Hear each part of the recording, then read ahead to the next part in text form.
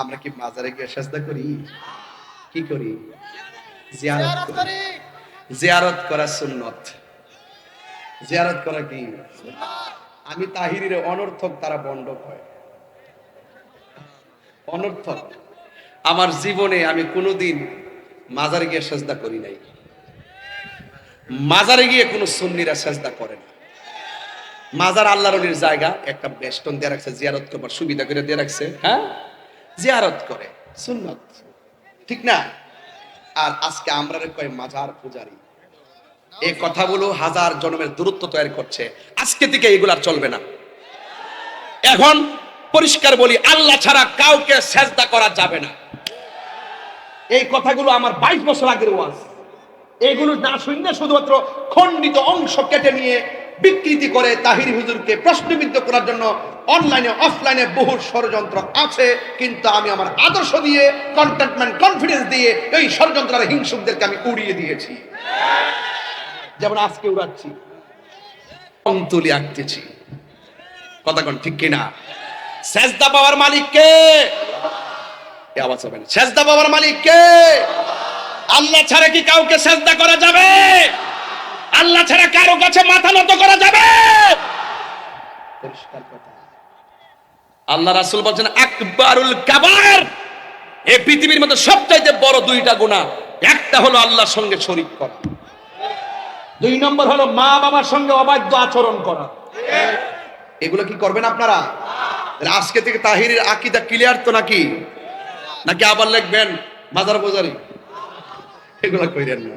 আমি রংপুর প্রথম আসছি, আমি আবারও বলি, হয়তো আমাকে বুঝাই আপনাদের দলে নেন, নাইলে আপনারা বুঝে আমাদের দলে আসেন।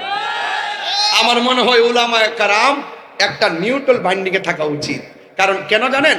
এই আমার ওয়াজের ভিতরে 42টা রাজনৈতিক দলের প্রত্যেকটা কর্মী এখানে আছে। কথা বলি ঠিক না বেঠিক? তাহলে আমি যদি যে কোনো একদিকে দূর মারি, তাহলে এই মাঠের মধ্যে আমার শত্রু দাঁড়িয়ে যাবে। এজন্য আলেমদের উচিত নিউট্রালে থেকে সকল ধর্ম বর্ণ নির্বিশেষে ইসলাম যে একমাত্র অ্যাকসেপ্টেবল রিলিজিয়ন, সেটাকে প্রেজেন্টেশন করা। The holy Quran is the constitution of human life. এই কোরআন যে সংবিধান, এটাকে প্রমোট করা। There is no god but Allah, Muhammad is the messenger of আল্লাহ।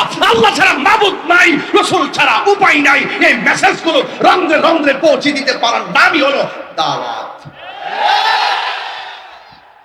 সঠিক কিনা বলেন?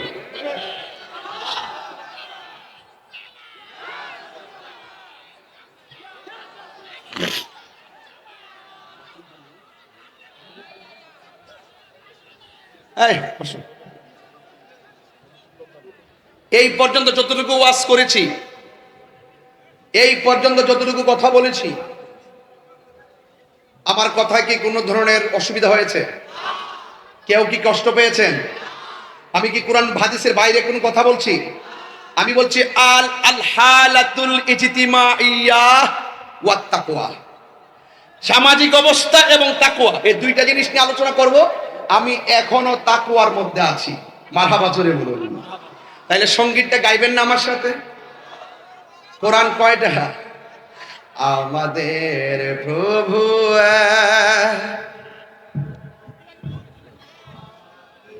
এক নবীর উম্মত। একটু দিয়ে রাখেন সাউন্ডটা পাতলা করে।